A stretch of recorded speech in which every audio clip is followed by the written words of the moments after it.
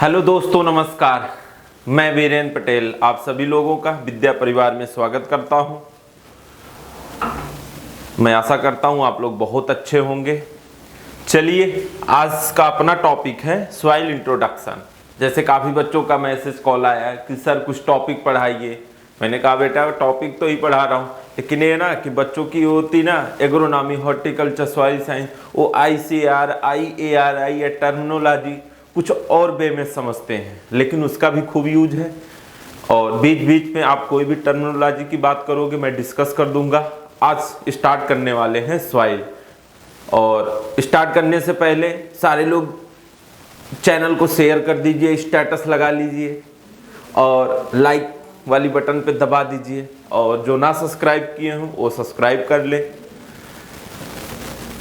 चलिए स्टार्ट किया जाता है। बातें अभी लास्ट में करेंगे, कुछ बातें आज करनी आप लोगों से।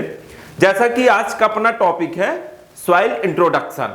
मस्त टॉपिक है, नंबर 1 है और मजा आने वाला है। बस लगे रहिए, कॉपी पेन अपने पास रखिए, जो आपको मैं पॉइंट बताता जाऊं उसको लिखते जाना, ठीक है। चलिए एक एक करके देखते हैं। तो बात आती है किसकी? सॉइल साइंस की। सॉइल साइंस की बात आएगी तो एक एक करके देखते हैं। देखिए, जैसे कि बात आती किसकी? सॉइल साइंस की। तो यहीं से स्टार्ट करेंगे। तो जो आपका सॉइल वर्ड है, क्या सॉइल वर्ड है, तो इसके बारे में थोड़ा चर्चा करते हैं। मैंने जब जनरल चीजें बताई थी पहली या दूसरी क्लास में, वहां पे थोड़ा बहुत चीजें बताई थी सॉइल से, लेकिन आज स्टार्टिंग से अच्छे से बताऊंगा। बात आएगी सॉइल साइंस, जो वर्ड है वो कहां से लिया गया था। सॉइल साइंस या सॉइल, दोनों की बात करेंगे, ठीक है।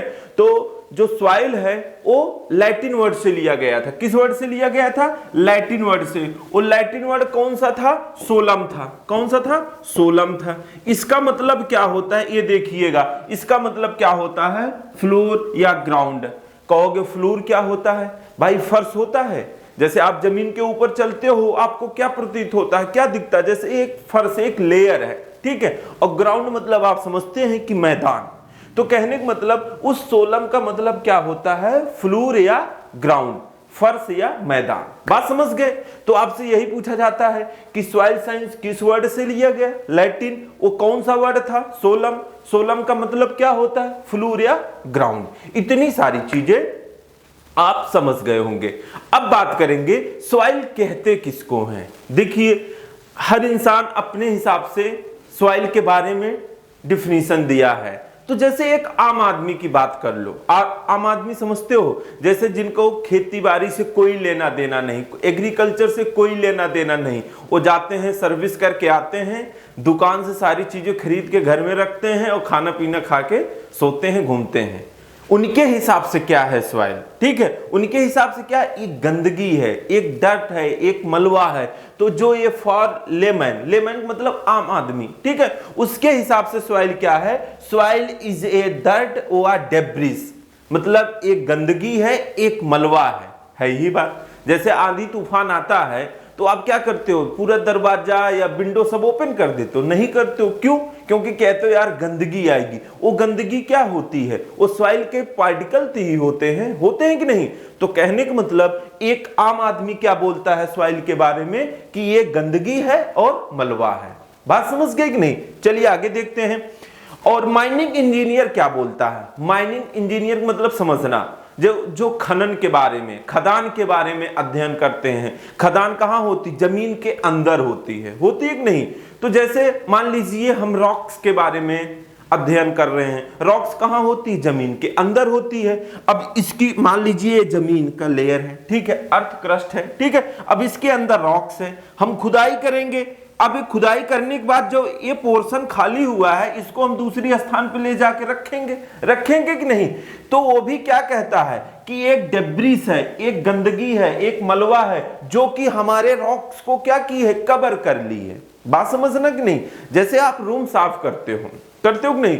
तो रूम साफ करने के बाद आपको क्या मिलती है? धूल मिलती है। उस धूल को आप क्या कहते हो? गंदगी कहते हो, मलबा कहते हो कि नहीं? तो यही माइनिंग इंजीनियर बोलता है कि भाई सॉइल क्या है? एक गंदगी है, एक मलबा है जो कि हमारे रॉक्स को क्या की है, कवर कर रखी है। रूम का जो फर्श होता है देखिए उसके ऊपर धूल मिट्टी का कवर होता है कि नहीं, वो क्या करती, आपके फर्श को कवर कर ली है। उसको साफ करके आप किनारे करते हो, क्या बोलते हो कि यार इतनी गंदगी आज यहां से निकली, तो कहने का मतलब क्या था, वो फर्श को कवर कर रखी थी। तो ऐसे एक माइनिंग इंजीनियर भी बोलता है जो सॉइल है वो क्या है, एक डेब्रिस है जो कि हमारे रॉक्स को क्या की है, कवर करके रखी है। इतनी बात आपको समझ में आ गई होगी। चलिए आगे देखते हैं। अब बात आएगी कि जैसे सिविल इंजीनियर क्या बोलता है, सिविल इंजीनियर के बारे में समझना। एक सिविल इंजीनियर क्या बोलेगा इसके बारे में हम आपको बताने की कोशिश कर रहे हैं। देखिए सिविल इंजीनियर मतलब आप समझते हैं जो रोड बनाता है, घर बनाता है, मतलब कहने का मतलब जो जमीन के ऊपर डेवलपमेंट करता है, बिल्डिंग बनाता है, ठीक है। उसके हिसाब से सॉइल क्या है, एक मटेरियल है। भाई रोड बनाते हो कि नहीं, कहां पे बनती, जमीन के ऊपर बनती है, मिट्टी लगती है कि नहीं, लगती है। वैसे एक बिल्डिंग बनेगी, मकान बनेगी, उसमें मिट्टी लगती है कि नहीं, लगती है। उसके हिसाब से एक सिविल इंजीनियर के हिसाब से क्या है कि soil is the material substance on which road and house building is ठीक है। कहने का मतलब बिल्डिंग और हाउस बनाने के लिए, रोड बनाने के लिए एक मटेरियल का काम करता है, कौन, सॉइल। एक किसके अकॉर्डिंग, एक सिविल इंजीनियर के अकॉर्डिंग। इतनी सारी चीजें आप समझ गए होंगे। अब बात आएगी भाई एग्रीकल्चरिस्ट की, ठीक है। भाई हम आप एग्रीकल्चरिस्ट हैं कि नहीं, एग्रीकल्चर के बंदे हैं, तो हमारे हिसाब से भी कोई ना कोई डिफिनीशन होगी सॉइल की। तो एक एग्रीकल्चरिस्ट क्या कहता है, soil is the natural habitat the plant growth. बात समझे कि नहीं भाई, क्या है नेचुरल, मतलब समझते हो प्राकृतिक, एक प्राकृतिक उसकी आदत है, किसकी, सॉइल की, जो क्या करता है, प्लांट की ग्रोथ करता है। भाई प्लांट की ग्रोथ कहां पे करेगा, आप कहोगे सर जी हाइड्रोपोनिक्स हम करते हो, वहां भी कर जाता है, लेकिन यहाँ सारी प्लांट वहां पे थोड़ा ग्रो कर सकते हो। प्लांट को ग्रो करने के लिए बेसिक रिक्वायरमेंट क्या होती, सॉइल ही होती है। तो भाई वो क्या है, उसकी प्राकृतिक आदत है, किसकी, सॉइल की, जो कि प्लांट को क्या करता है, ग्रोथ करता है, प्लांट को ग्रो करेगा। बात समझ गए कि नहीं, इतनी सारी चीजें आप समझ गए होंगे। अगर कॉमन डिफिनीशन की बात कर लोगे, ये तो हो गया पर्टिकुलर एरिया, एक सिविल इंजीनियर, लेमैन या माइनिंग इंजीनियर या एक एग्रीकल्चरिस्ट कैसे सॉइल को डिफाइन किया गया है, ठीक है। अब बात करेंगे कॉमन डिफिनीशन की। तो soil is the outer loose, most loose surface of the earth. देखिए एक सॉइल होता है कि नहीं, एक सॉइल होता है कि नहीं, एक सॉइल होता है। तो सॉइल का जो ऊपरी पोर्शन है, देखिए लिखा भी है आउटर मोस्ट लूज लेयर, ये कैसा होता है, लूज होता है कि नहीं, लूज कैसे करते हो, टिलेज करके करते हो कि नहीं। तो जो ये अर्थ का, जो धरती का ऊपरी सरफेस है वो कैसा होता है, लूज होता है, ठीक है। और ये लूज कैसा हुआ, जो लूज हुआ है कैसे हुआ है भाई, वेदरिंग के माध्यम से हुआ। वेदरिंग किसका हुआ, रॉक्स एंड मिनरल्स का हुआ। बात समझे कि नहीं, जो पृथ्वी के अंदर रॉक्स पाए जाते हैं, मृदा का निर्माण कैसे हुआ है भाई, weathering of rocks and minerals. कहोगे रॉक्स क्या होता है, मिनरल्स क्या होता है, सब बताऊंगा, लेकिन आज बस इतना समझो कि रॉक्स और मिनरल्स की वेदरिंग होने से जो लूज सरफेस बनती है सॉइल के ऊपरी पोर्शन को, उसको क्या कहेंगे, मृदा कहेंगे। भाई जब लूज सरफेस होगा तभी तो आप उस पर कल्टीवेशन करोगे, तभी क्रॉप की सोइंग या क्रॉप की प्लांटिंग करोगे कि नहीं। तो कहने का मतलब सॉइल या धरती के अर्थ के ऊपरी पोर्शन जो लूज होती है वो क्या कहलाती है, सॉइल कहलाती है। इतनी सारी चीजें आप समझ गए होंगे। चलिए आगे चलते हैं। देखिए अभी डिफिनीशन ही चल रहा है, ठीक है। अच्छे से ये सब चीजें ध्यान देना, क्योंकि ये सब काम आएगी आप लोगों को, ठीक है। जैसे जो साइंटिफिक हैं, साइंटिफिक डिफिनीशन कुछ हैं, कुछ साइंटिस्ट हैं, उन्होंने अपने व्यू में, अपने बात में सॉइल को डिफाइन किया है। जैसे एक साइंटिस्ट हैं क्या, व्हिटनी साहब हैं, क्या व्हिटनी साहब, इन्होंने कब दिया, 1892 दिया, ठीक है। 1892 ने इन्होंने सॉइल को डिफाइन किया, डिफिनीशन एक दिया। क्या दिया, चलिए देखते हैं। सॉइल इज द न्यूट्रिएंट बिन। देखिए यहां पे एक टर्म आया है क्या, न्यूट्रिएंट बिन। आप जाते हो कहां पे, दुकान पे, कहते हो हमें एक डस्टबिन दे दीजिए, डस्टबिन दे दीजिए। डस्टबिन क्यों लाते हो? जो घर का कूड़ा कबाड़ा होता है उसी में स्टोर करने के लिए लाते हो कि नहीं? तो कहने का मतलब जो घर का कचरा है उसको एक बिन में स्टोर करते हो, एक डिब्बे में स्टोर करते हो, इसी वजह से उसको क्या कहते हो? डस्टबिन। यहां पे मैंने क्या बोला? न्यूट्रिएंट बिन, मतलब न्यूट्रिएंट का डिब्बा। बात समझिए ना, पोषक तत्वों का डिब्बा। किसको कहते हैं? सॉइल को। देखिए, सॉइल इज द न्यूट्रिएंट बिन, कहने का मतलब जो सॉइल है एक न्यूट्रिएंट का डिब्बा है। बात समझना, which provide all nutrient to plant, वो सारे न्यूट्रिएंट को प्रोवाइड करता है। किसको? प्लांट को। बात समझे कि नहीं? तो ये भी एक बहुत अच्छी डिफिनीशन है कि न्यूट्रिएंट का डिब्बा बोला जाता है किसको? सॉइल को। तो पूछा जाता है soil is the nutrient bin, soil एक न्यूट्रिएंट का डिब्बा है जो कि प्लांट को प्रोवाइड करता है। कौन बोला था? ये विटनी साहब ने बोला था। ठीक है, इतनी सारी चीजें आप समझ गए होंगे। ये डिफिनीशन खूब पूछी जाती है, ऐसे पूछा जा सकता है कि सॉइल इज द न्यूट्रिएंट विच वाली डिफिनीशन कौन दिया? तो आपका क्या कहोगे? विटनी साहब ने दिया। देखिए, डाकू च्यो साहब, तो इनका फुल फॉर्म ऐसे नाम होता है, वीवी आपको मिलेगा। क्या? वीवी डाकू च्यो। ठीक है, इन्होंने 1900 में एक डिफिनीशन दिया। क्या दिया? Soil is natural body which is made up of minerals and organic constituents. ठीक है, बात समझना। देखिए क्या है, सॉइल एक नेचुरल बॉडी है। बात समझे कि नहीं? और कैसे बनी?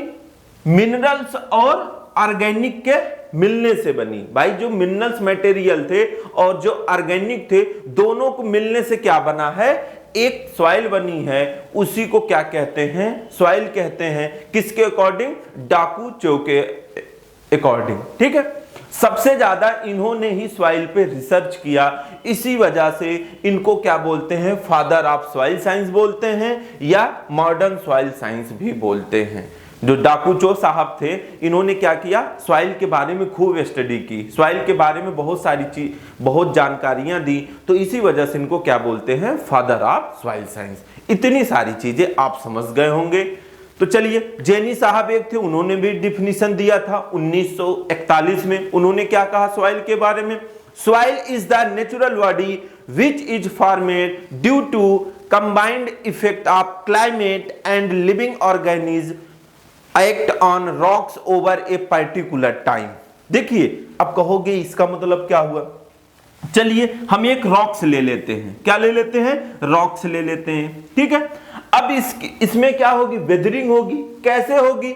तो यहां पे देखिए, क्लाइमेट और लिविंग ऑर्गेनिज्म, इसके ऊपर क्लाइमेटिक चेंज आएगा। आएगा कि नहीं? कभी बारिश होगी, कभी धूप पड़ेगी खूब, कभी बर्फ पड़ेगी। बात समझे कि नहीं? और क्या उस पे कोई लिविंग ऑर्गेनिज्म में काम करेगा।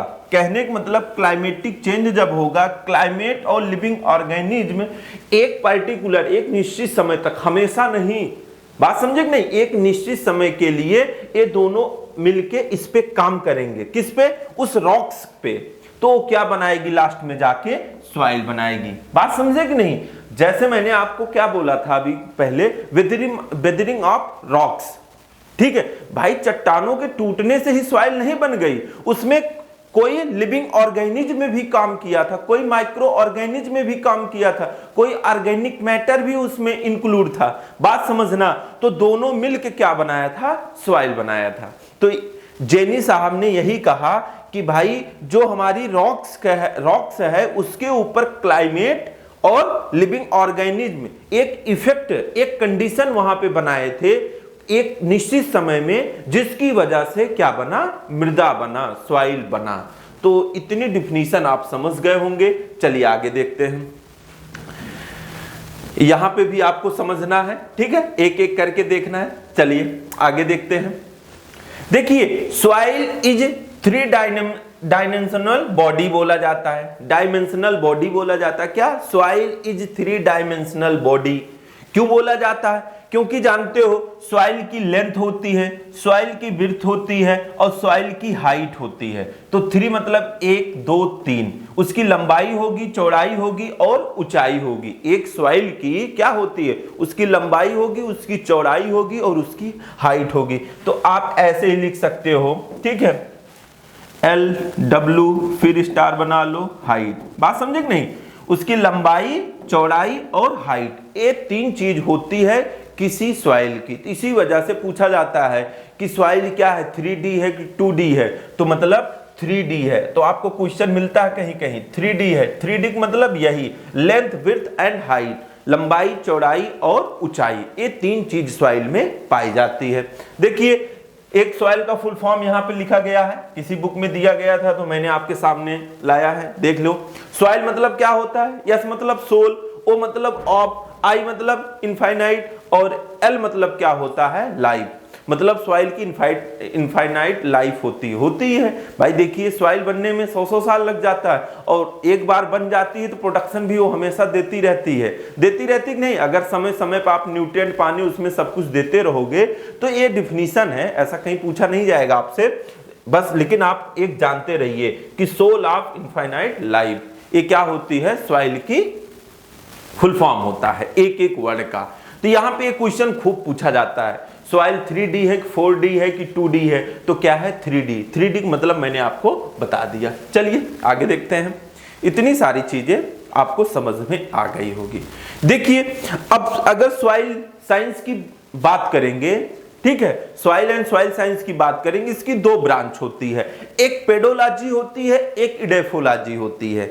जैसे सॉइल पे जो आप स्टडी करते हो, या तो सॉइल के बारे में करते हो, या तो सॉइल के ऊपर जो प्लांट की रुपाई कर रहे हो या प्लांट की सोइंग कर रहे हो, ठीक है, उससे रिलेटेड आप देखोगे। भाई आपको पता है कि हमें एसिडिक सॉइल चाहिए किसी एक क्रॉप के लिए, तो आप क्या करोगे? एसिडिक ही सॉइल कहीं व्यवस्था करोगे, तब जाके उसकी कल्टीवेशन करोगे। अब पता है कि वो एसिडिक सॉइल के अलावा और किसी सॉइल में नहीं ग्रो की जा सकती है, कोई ऐसी क्रॉप है, तो आप उसको बेसिक सॉइल में तो ग्रो नहीं करोगे। क्यों नहीं करोगे? क्योंकि आपका प्रोडक्शन ही नहीं होगा। तो ये सब चीजें इस पे थोड़ा देखना है। जैसे जो पेडोलॉजी होती है और इसकी दूसरी ब्रांच क्या है? इडेफोलॉजी। ठीक है, पेडोलॉजी के अंदर क्या होता है? जैसे देखिए यहां पे लॉजी लगी है, इसका मतलब क्या हुआ? इसका मतलब ये हुआ कि एक क्या है? पेडोलॉजी, दूसरा क्या है? इडेफोलॉजी।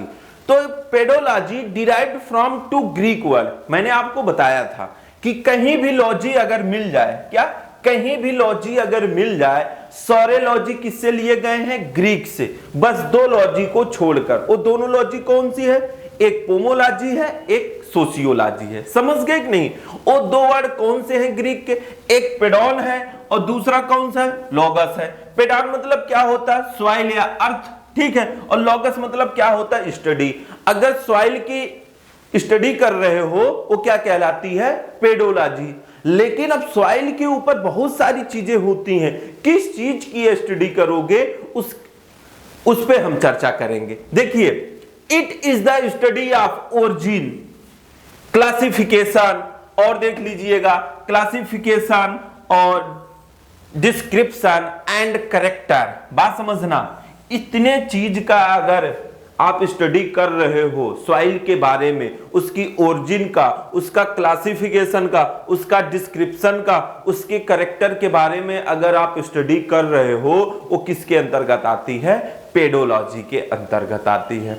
जैसे आपको पता भी होगा सॉइल की ओरिजिन मतलब ये सॉइल कहां से बनी, क्लासिफिकेशन मतलब सॉइल का क्लासिफिकेशन भी करते हो, ठीक है, और डिस्ट्रीब्यूशन जो उसका विवरण है उसके बारे में भी आप स्टडी करोगे। करेक्टर की बात आएगी तो इसके बारे में जरा लिख लेना।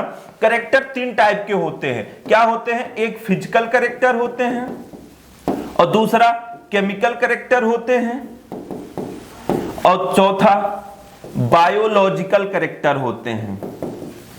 ये तीन करेक्टर होते हैं किसी भी सॉइल के।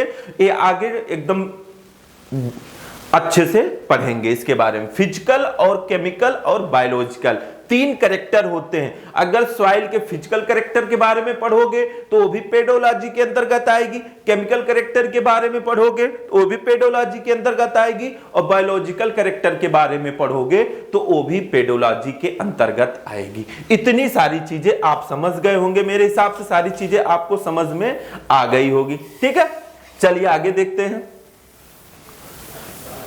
देखिए, अब पूछा जाता है कि पेडोलॉजी का जो यूज है, ठीक है, जैसे सॉइल की ओरिजिन, क्लासिफिकेशन, डिस्क्रिप्शन, करेक्टर, ठीक है। अब देखिए भाई, सॉइल की ओरिजिन से हमें क्रॉप प्रोडक्शन से कोई मैटर थोड़ो है, बिल्कुल नहीं है कि नहीं भाई। सॉइल कहीं भी ओरिजिन हो, उसमें न्यूट्रिएंट हो, सॉइल अच्छी हो, फर्टाइल हो, हम वहां पे कल्टीवेशन कर सकते हैं, ठीक है। लेकिन आपको पता है हाईवे आपको बनाना है, कोई मकान बनाना है, आप ऐसी मृदा में नहीं बना दोगे जहां पे पता लगा कि कोई दिक्कत आ जाए। अब दलदल मृदा, कोई दलदली सॉइल है, ठीक, वहां पे रोड बनाओगे, अच्छा रहेगा? नहीं रहेगा। मान लीजिए सैलाइन सॉइल, अल्कलाइन सॉइल है, ऊसर मृदा है, वहां पे घर बनाओगे? नहीं। तो कहने का मतलब पेडोलॉजी किसमें यूजफुल है? हाईवे बनाने में, कंस्ट्रक्शन में। कंस्ट्रक्शन इंजीनियर जो होते हैं ये सब चीजें देखते हैं। कहने का मतलब एक इंजीनियर ऐसी जगह नहीं बना देगा रोड मकान जहां पे सॉइल ही गड़बड़ है। बात समझ गए कि नहीं? तो ये चीजें पूछी जाती है। It is the natural body, बिल्कुल सही बात है। किसी की ओरिजिन नेचुरल ही होती है, ऐसा तो है नहीं हम बना दिए। बात समझ गए कि नहीं? तो पेडोलॉजी क्या है? एक नेचुरल बॉडी है। तो पूछा जाता है पेडोलॉजी में क्या यूजफुल होता है, तो आप क्या कहोगे? हाईवे और कंस्ट्रक्शन इंजीनियर। बात समझ गए कि नहीं? इतनी सारी चीजें आप समझ गए होंगे। चलिए आगे देखते हैं। अगला टर्म है इडेफोलॉजी। इडेफोलॉजी के बारे में देख लेते हैं, ठीक है, क्या है। देखिए इडेफोलॉजी लॉजी लगी है, तो ये भी किससे लिया गया है? ग्रीक से लिया गया है। देखिए यहां पे लिखा भी है। और दो कौन से ग्रीक वर्ड है? एक है इडेफोस और दूसरा है लोगस, ठीक है। इडेफोस मतलब सॉइल या ग्राउंड होता है, और लॉगस मतलब क्या होता है? उसकी स्टडी। बात समझे कि नहीं? तो सॉइल के ऊपर या ग्राउंड के बारे में जो स्टडी कर रहे हो वो क्या कहलाएगी? इडेफोलॉजी। देखिए वहां पे मैंने आपको बताया था कि जो पेडोलॉजी थी, ओरिजिन, क्लासिफिकेशन, कैरेक्टर और डिस्क्रिप्शन, ये चार चीजों की स्टडी वहां पे कर रहे थे। यहां पे याद रखना, जो स्टडी करोगे सॉइल से, सॉइल और प्लांट के रिलेशनशिप के बारे में करोगे। बात समझे कि नहीं? जो प्लांट का कल्टीवेशन आप सॉइल के ऊपर कर रहे हो, उसका क्या रिलेशन बन रहा है सॉइल के साथ, इसकी जो स्टडी करते हो, ये चीज क्या कहलाती है? इडेफोलॉजी कहलाती है। समझ गए? ओरिजिन, क्लासिफिकेशन, डिस्क्रिप्शन, कैरेक्टर की बात करेंगे पेडोलॉजी, और सॉइल और प्लांट ग्रोथ या क्रॉप ग्रोथ का जो रिलेशन बन रहा है उसके बारे में स्टडी करोगे तो क्या कहलाएगी? इडेफोलॉजी कहलाएगी, ठीक है। इतनी सारी चीजें आप समझ गए। देखिए इस जो इडेफोलॉजी है इसका क्या यूजफुल है? वहां पे मैंने बताया था कि रोड बनाने, हाईवे बनाने के लिए यूज है। इसका क्या यूज है भाई? जहां पे क्रॉप प्रोडक्शन हो रहा है वहां पे भाई आपको फूड मिलेगा, और क्या? फाइबर। तो मेन चीज यही है, फूड और फाइबर। क्या है? फूड और फाइबर। इतनी सारी चीजें आप समझ गए। अब आप कहोगे कि सर जी क्रॉप ग्रोथ के लिए हमें क्या क्या जरूरत होती है, यहां पे क्या क्या स्टडी करेंगे? आप तो बता दिए कि जो सॉइल और प्लांट ग्रोथ में रिलेशन बन रहा है उसी को क्या कहते हैं? इडेफोलॉजी। देखिए जब क्रॉप ग्रोथ कर रहे हो या क्रॉपिंग कर रहे हो या कल्टीवेशन आप कर रहे हो, तो वहां पे आप क्या देखते हो? सॉइल टेक्सचर देखते हो, सॉइल स्ट्रक्चर देखते हो, बल्क डेंसिटी देखते हो, पार्टिकल डेंसिटी देखते हो, यही सब चीजें तो देखते हो। अगर भैया soil structure, soil texture, bulk density, particle density, इस सब के बारे में आप स्टडी करोगे, ये सब किसके अंतर्गत आती है? आपके इडेफोलॉजी के अंतर्गत आती है। बात समझ गए कि नहीं? इतनी सारी चीजें आप समझ गए होंगे। देखिए यहां पे लिखा है food and fibre production is the main objective of edaphology, ठीक है। वहां पे मेन ऑब्जेक्टिव क्या था? हाईवे बनाना था, ठीक है। और जो इंजीनियर मकान बना रहा है, बिल्डिंग बना रहा है, उसका मेन ऑब्जेक्टिव है। यहां पे क्या इसका मेन ऑब्जेक्टिव है? आपका क्रॉप प्रोडक्शन या फाइबर प्रोडक्शन आप कह सकते हो, फूड प्रोडक्शन। इतनी सारी चीजें आप समझ में आपको आ गई होगी। चलिए आगे देखते हैं। अगर कोई चीज ना समझ में आए तो आप जरूर बताइएगा कमेंट के माध्यम से। हमारा नंबर है, ठीक है, उस पे आप मैसेज कॉल करके बताइएगा। मैं जरूर आपके लिए कुछ ना कुछ करूंगा। अगर आपको लगता है कि हमें नहीं समझ में आ रहा, मेरा नंबर आप लिख लीजिएगा 7007051098। ये हमारा नंबर है, ठीक है। ये हमारा कॉलिंग नंबर, व्हाट्सएप नंबर दोनों है, इस पे आप संपर्क कर सकते हैं। ठीक है, चलिए सॉइल कंपोजिशन की बात करेंगे। There are 4 component of soil. देखिए जो सॉइल बना है वो 4 चीजों से बना है, बात समझना। जो कंपोनेंट होते हैं सॉइल के कितने होते हैं? 4। एक होता है ऑर्गेनिक मैटर, एक होता है मिनरल्स, एक होते हैं वाटर, एक होते हैं एयर। ये 4 चीज होते हैं सॉइल के अंदर। चारों का परसेंटेज बहुत पूछा जाता है, ठीक है। ये दोनों सॉलिड होते हैं, ठीक है, बात समझे कि नहीं। ऑर्गेनिक मैटर और मिनरल्स कैसे होते हैं? सॉलिड होते हैं, ये भी आपको याद रखना है। सबसे ज्यादा कौन पाया जाता है? मिनरल्स पाया जाता है। सबसे कम कौन पाया जाता है? ऑर्गेनिक मैटर पाया जाता है। ये चीजें आपको याद रखनी है। यहां से क्वेश्चन खूब आता भी है, पूछ लेगा कि ऑर्गेनिक मैटर कितना होता है, तो आप क्या कहोगे? 5%। मिनरल्स कितने होते हैं? क्या कहोगे? 45%। सॉइल एयर और सॉइल वाटर कितना होता है? 25%। ठीक है, इतनी सारी चीजें आप समझ गए होंगे।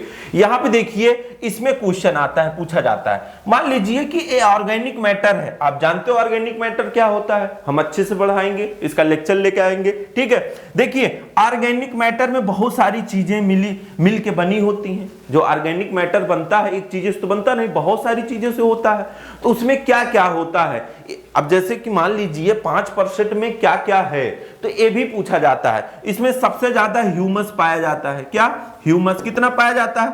80%। ठीक है, क्या पाया जाता है? ह्यूमस 80% पाया जाता है। ये सब क्वेश्चन बनता है। और क्या पाया जाता है? रूट्स पाया जाता है। आप लिख लीजिएगा, क्या पाया जाता है? रूट्स, ठीक है।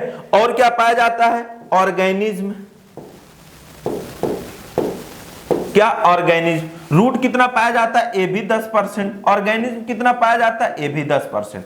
कहने का मतलब जो ऑर्गेनिक मैटर बना है सॉइल में 5%, 5% भी को क्या करो? 100% मान लो, ठीक है। और ये 5% में 5% का 80% क्या है? ह्यूमस, 10% क्या है? रूट्स, और 10% क्या है? ऑर्गेनिज्म, जो सॉइल के अंदर ऑर्गेनिज्म भी पाए जाते हैं। तो ये भी आपसे पूछा जा सकता है, इसको आप बढ़िया से याद कर लेना, ठीक है। इतना पूछा जाता है। कितने कंपोनेंट पाए जाते हैं? 4। किस बेस पे? वॉल्यूम के बेस पे। जो बात समझेंगे, जो सॉइल का वॉल्यूम होता है उसके बेस पे 4 कंपोनेंट पाए जाते हैं। इतनी सारी चीजें आप समझ गए होंगे। चलिए देखिए ये भी क्वेश्चन मस्त बनता है, इसके बारे में थोड़ा अच्छे से पढ़ो, मजा आने वाला है, ठीक है। चलिए देखिए यहां पे देखिए एक गोला सा बना है, इसको यहां से हटा लें, नहीं तो आपको समझ में नहीं आएगा। उधर चलते हैं, नीचे कर ले या तो यहां कर लेते हैं, ठीक है। इतनी सारी चीजें आप समझ गए। देखिए ये चीजें आप समझ रहे होंगे। जैसे जो अर्थ होता है, अर्थ समझना है। अर्थ कैसा है? गोल है, गोला है कि नहीं? तो यहां पर देखिए क्या लिखा? अर्थ इंटीरियर, मतलब अर्थ के अंदर का भाग। ये मतलब ये अर्थ है, इसके अंदर का भाग मान लीजिए ए है, समझना। तो ये पूरी अर्थ है जो आप ये देख रहे हो। अर्थ के अंदर 4 चीज पाई जाती। पहला क्या पाया जाता है? क्रस्ट। दूसरा क्या पाया जाता है? क्या पाया जाता है? मेंटल। दूसरा क्या पाया जाता है? कोर। ये 3 चीज पाई जाती है। तो कोर पाई जाती, मेंटल पाई जाती है और क्रस्ट भी पाई जाती है। कोर 2 टाइप के होते हैं, एक आउटर कोर, एक इनर कोर। बात समझना कि नहीं? देखिए यहां पे इसके माध्यम से समझो आप जरा। यहां पे देखिए ये पोर्शन दिख रहा होगा आपको, ब्राउन वाला दिख रहा है कि नहीं? समझ रहे हो नहीं? रेड वाला देखिए, पहले एक रेड वाला दिख रहा है कि नहीं? एक ब्राउन वाला दिख रहा है कि नहीं? देखना। और एक आपका ये ब्लू वाला दिख रहा है। जो ब्लू वाला पोर्शन है उसको क्या कहते हैं? क्रस्ट कहते हैं। जो एकदम रेड है, गुलाबी है, ठीक है, इसको क्या कहते हैं? कोर कहते हैं। और जो ब्राउन कलर में है इसको क्या कहते हैं? मेंटल कहते हैं। क्या कहते हैं? मेंटल कहते हैं। इसके बारे में समझना। आप कहोगे सर जी ये सब चीजें क्या बता रहे हो? मजा आने वाली है, बस थोड़ा दिमाग लगा लेना। देखिए कोर के अंदर 2 चीजें दिख रही होगी, एक येलो येलो दिख रही है, एक रेड रेड दिख रही है कि नहीं? जो ये येलो येलो दिख रही है ना, ये इनर कोर होता है। और इनर कोर के ऊपर जो रेड दिख रहा है वो क्या होता है? आउटर कोर होता है। बात समझना। और आउटर कोर, मेंटल के भी 2 होते, एक आउटर होते हैं, एक इनर होते हैं। भाई इनर क्या हो जाएगा? ए वाला पोर्शन। आउटर क्या हो जाएगा? ऊपर वाला पोर्शन। बात समझना। और ऐसे इसके क्रस्ट के भी 2 कोर होते हैं, एक आउटर होते हैं, एक इनर होते हैं। बात समझना। यहां पे क्या पूछा जाता है आपसे क्वेश्चन? कोर का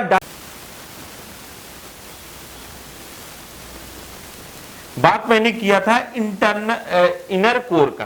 किसका? Inner core, outer core. ठीक है, जैसे इनर कोर का जो डायमीटर होता है, इनर और आउटर की बात ही ना करो, पहले कोर की बात कर लो। जो कोर का डायमीटर होता है ये कितना होता है? लिख लीजिएगा, कोर का डायमीटर होता है 4500 किलोमीटर। बात समझ गए कि नहीं? 4500 किलोमीटर होता है। चलिए अब देखिए माल्टन का डायमीटर कितना होता है ये भी लिख लीजिएगा, 2900 किलोमीटर। ठीक है, और क्रस्ट का डायमीटर कितना होता है? 5 to 56 किलोमीटर। बात समझ गए कि नहीं? इतनी चीजें आपसे पूछी जाती हैं। तीनों का डायमीटर यहाँ 4500, 2900 किलोमीटर और 5 से 56 किलोमीटर। समझ गए कि नहीं? अब बात आएगी कि तीनों का अलग अलग टेम्परेचर होगा, वो टेम्परेचर कितना होगा इसके बारे में आप लिख लीजिएगा। देखिए जो कोर का टेम्परेचर होगा वो कितना होगा? 4300 डिग्री सेल्सियस होता है वो इनर कोर का। आउटर कोर पे कितना होता है ये भी आप लिख लीजिएगा, कितना होता है? 2300 डिग्री सेल्सियस। कितना होता है?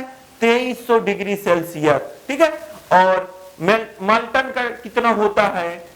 ये होता है 100 डिग्री सेल्सियस। और क्रस्ट का कितना होता है? 0 डिग्री सेल्सियस। बात समझ गए कि नहीं? टेम्परेचर के बारे में आपने समझ गया। ठीक है, कोर का कितना होता है? 4300, माल्टन का कितना होता है? 100, और क्रस्ट का कितना होता है? 0। डायमीटर, टेम्परेचर, मैंने दो चीज आपको बता दी। देखिए यहाँ पे टेम्परेचर कितना है? बहुत ज्यादा है। यहाँ पे जितने भी पदार्थ पाए जाएंगे सब किस रूप में पाए जाएंगे भाई? द्रव के रूप में, मतलब पिघला हुआ हो जाएगा कि नहीं हो जाएगा? तो पूछा जाता है कि यहाँ पे जितने मटेरियल पाए जाते हैं वो कैसे होते हैं, तो आप क्या कहोगे? मोल्टन मटेरियल होते हैं। मोल्टन मतलब पिघला हुआ। बात समझे कि नहीं? तो कोर के अंदर जितने भी मटेरियल पाए जाते हैं सब क्या होते हैं? मोल्टेन होते हैं। यही मोल्टेन बाद में ठंडा होकर क्या करता है? रॉक्स का निर्माण करता है। वो रॉक्स बाद में वेदरिंग होकर क्या होती है? सॉइल का डेवलपमेंट करती है। आगे आपको और इसके बारे में डिटेल पढ़ाएंगे, लेकिन आज बस इतना समझ लो। तो मैं भी आपको सारी चीजें यहाँ पे समझ में आ गई होगी। हम क्या चर्चा किए? सॉइल मतलब धरती के अंदर का पोर्शन, सॉइल के अंदर का पोर्शन है, मतलब पृथ्वी के अंदर का जो पोर्शन है उसके बारे में मैंने आपसे डिस्कस किया। इतनी सारी चीजें आपको समझ में आ गई होगी। चलिए अब बात करेंगे कि अर्थ एक्सटीरियर मतलब अर्थ के बाहर, धरती के बाहर वाले के बारे में। मैंने आपको बताया नहीं, जो क्रस्ट था, क्या था? क्रस्ट था। इसके बारे में चलिए देख लेते हैं इसके बारे में, क्योंकि यही तो सबसे ऊपर है, सबसे ऊपर यही है। तो इसी के ऊपर आप क्या करोगे? क्रॉप प्रोडक्शन करोगे। हम आप कहाँ रहते हैं? इसी के ऊपर तो रहते हैं कि नहीं? तो ये चीज पूछा जाता है, जो क्रॉप प्रोडक्शन पे इफेक्ट डालती है वो कौन सी डालती है? एक्सटीरियर डालती है। क्योंकि क्रॉप प्रोडक्शन कहाँ होगा? सॉइल के ऊपर। सॉइल के ऊपर कौन के भाग को क्या कहते हैं? अर्थ एक्सटीरियर कहते हैं। तो ये भी क्वेश्चन बनता है कि क्रॉप प्रोडक्शन पे इफेक्ट कौन सा पोर्शन डालता है? तो आप क्या कहोगे? एक्सटीरियर डालती है। ठीक है, इतनी सारी चीजें आप समझ गए होंगे। चलिए एक एक देख लेते हैं। देखिए जो एक्सटीरियर पार्ट है, मतलब सॉइल के ऊपरी पार्ट पे क्या क्या होते हैं? तीन चीज पाए जाते हैं। पहला क्या होता है? पहला होता है सॉलिड। ठीक है, दूसरा क्या होता है? लिक्विड। ठीक है, तीसरा क्या होता है? गैसेस। होते हैं कि नहीं? गैसेस होते हैं। तो कहने का मतलब सॉलिड हो गया, लिक्विड हो गया, गैसेस हो गए। गैस कहां पाए जाते हैं? एटमॉस्फेयर में। ठीक है, एटमॉस्फेयर में पाए जाते हैं कि नहीं? और लिक्विड वाले को क्या कहते हैं? हाइड्रोस्फीयर कहते हैं। क्या कहते हैं? हाइड्रोस्फीयर कहते हैं। और इसको क्या कहते हैं? लिथोस्फीयर। क्या कहते हैं? लिथोस्फीयर। कहने का मतलब जो सॉइल के ऊपर पाए जाते हैं तीन चीज पाए जाते हैं। क्या? एक सॉलिड, एक लिक्विड, एक गैस। ठीक है, अब कहोगे लिक्विड कहां से मिलता है? भाई समुद्र से मिलता है। और कहां से मिलता है? नदियों से मिलता है। तो कहने का मतलब ओशियन और रिवर से लिक्विड मिलेगा कि नहीं? और गैसेस, एटमॉस्फेयर में सारी गैसेस होती, नाइट्रोजन, ऑक्सीजन, सारी गैसेस होती हैं। ठीक है, इतना आप समझ गए। जो ये सॉलिड पोर्शन है इसके दो पार्ट होते हैं। एक क्या होते हैं? हॉट होते हैं, एक क्या होते हैं, कूल होते हैं। ठीक है, पूछा जाता है कि हॉट और कूल कौन सा होता है। जैसे जो लिथोस्फीयर है, एक आउटर लेयर होती है, एक इनर लेयर होती है। आउटर मतलब बाहर, इनर मतलब अंदर। तो मैंने अभी क्या बताया था कि अर्थ के अंदर क्या होता है, गर्मी होती है।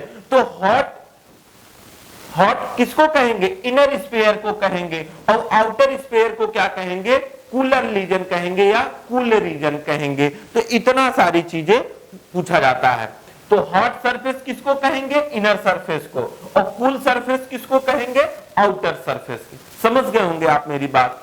तो जो अर्थ का डेवलपमेंट होता है किससे होता है, lithosphere plus hydrosphere plus atmosphere, ये तीनों मिलके क्या बनाते हैं, आपके अर्थ का डेवलपमेंट करते हैं। समझ गए कि नहीं। तो ये चीजें भैया जी आप समझ गए होंगे सारी चीजें। तो पूछा जाता है सॉलिड पोर्शन को लिथोस्फीयर कहते हैं, लिक्विड को हाइड्रोस्फीयर कहते हैं, गैसेस को एटमॉस्फेयर कहते हैं। जो लिथोस्फीयर होते हैं इसके दो सरफेस होते हैं, एक हॉट होता है, एक कूल होता है। कूल सरफेस को क्या कहते हैं, मैंने आपको बता दिया, आउटर। और हॉट सरफेस के क्या कहेंगे, इनर बोलेंगे, मतलब अंदर वाला पोर्शन। जो लिथोस्फीयर का स्फीयर के अंदर का पोर्शन होता है वो गर्म होता है, जो इसके बाहरी पोर्शन होते हैं उसको क्या कहते हैं, या कैसा होता है, वो कूल होता है। इतनी सारी चीजें आप समझ गए होंगे। चलिए आगे देखते हैं।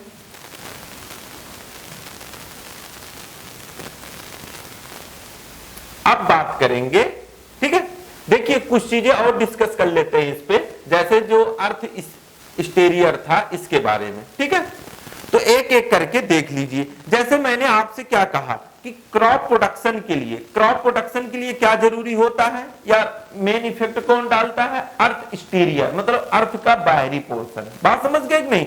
अब बाहरी पोर्शन पे ही हम क्या करते हैं, क्रॉप प्रोडक्शन भी करते हैं कि नहीं।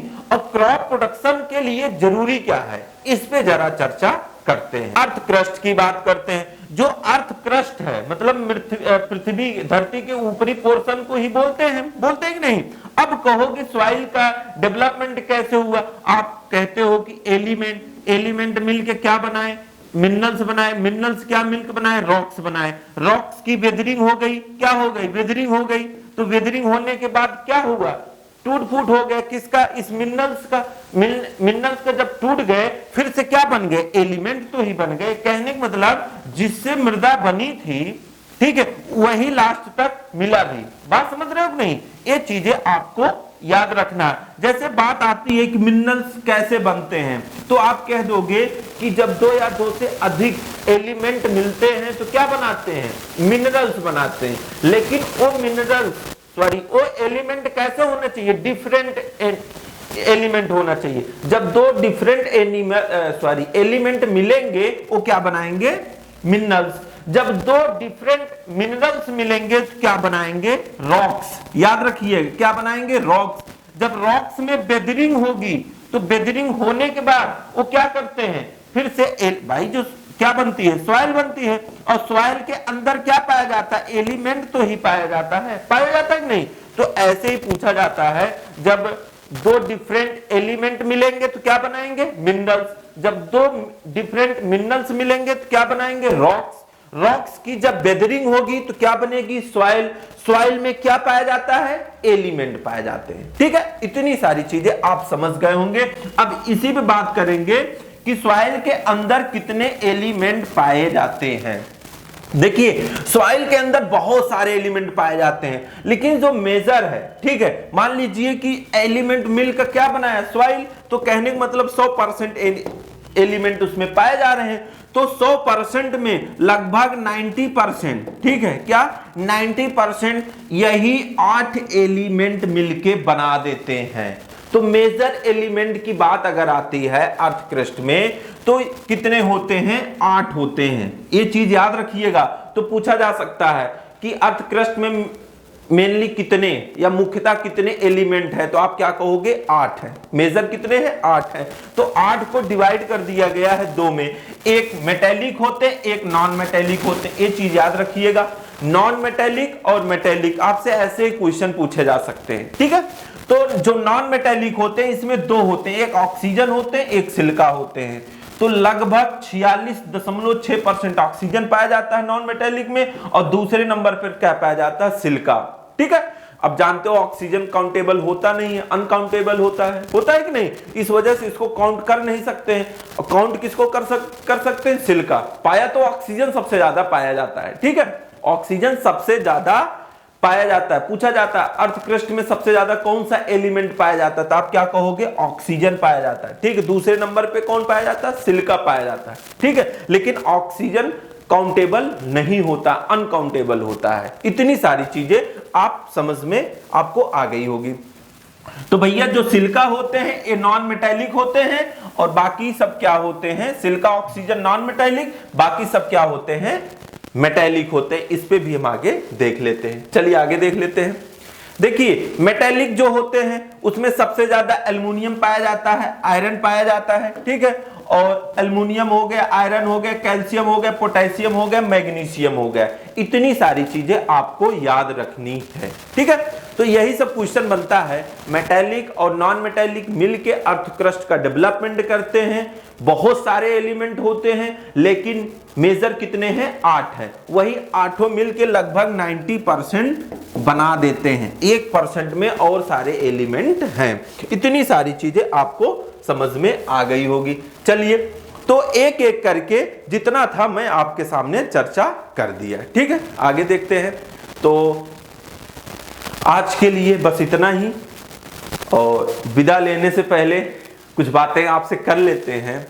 भाई देखिए, चैनल का नाम आप जानते भी हो, विद्या एग्रीकल्चर एकेडमी, और हमारा जो टेलीग्राम लिंक है उसको भी आप जानते हैं, विद्या एग्रीकल्चर एकेडमी। और आप अपना प्यार और सपोर्ट खूब दे भी रहे हैं, ऐसा भी नहीं है, उसके हम आभारी हैं, और देख के बड़ी खुशी भी आती है। लेकिन थोड़ा और मन से करिए, थोड़ा और मन से दीजिए। ठीक है, पूरा अपना समझ के करिए, और हम आपके लिए अपना समझ के कर रहे हैं, इस चीज़ का प्रॉमिस कर रहे हैं।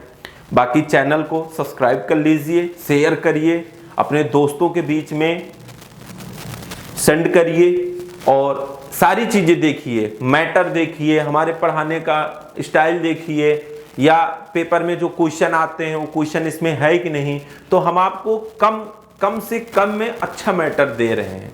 भाई अभी वही है ना कि हम किसी बुक से टाइप करवाएं और पूरा पीपीटी दे दें, वो भी नहीं मजा आएगा। कम समय में अच्छा मैटर अगर आपको मिल जाए तो सबसे अच्छी चीज वही होती है।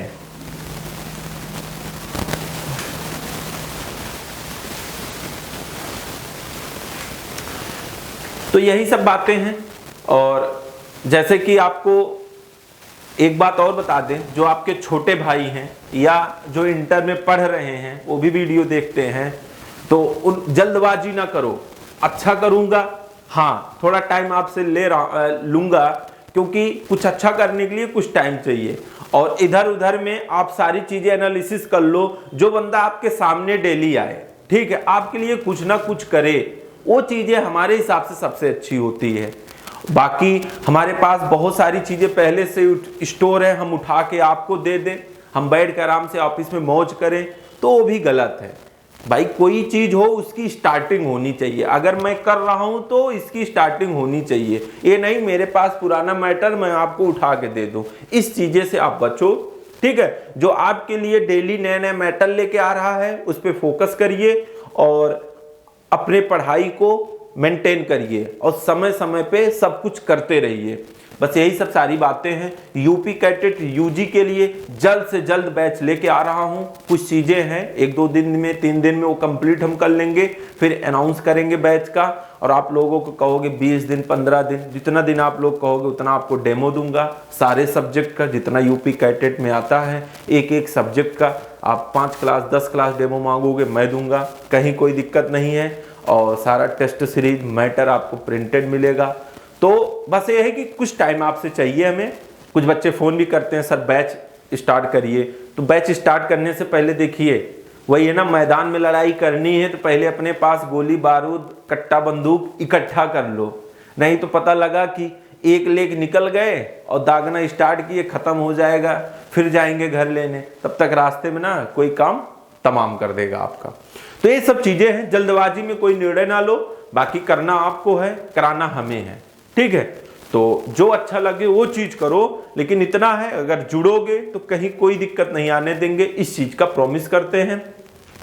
आज के लिए बस इतना ही, मिलता हूं आपको नेक्स्ट टॉपिक के साथ। जय हिंद, जय भारत।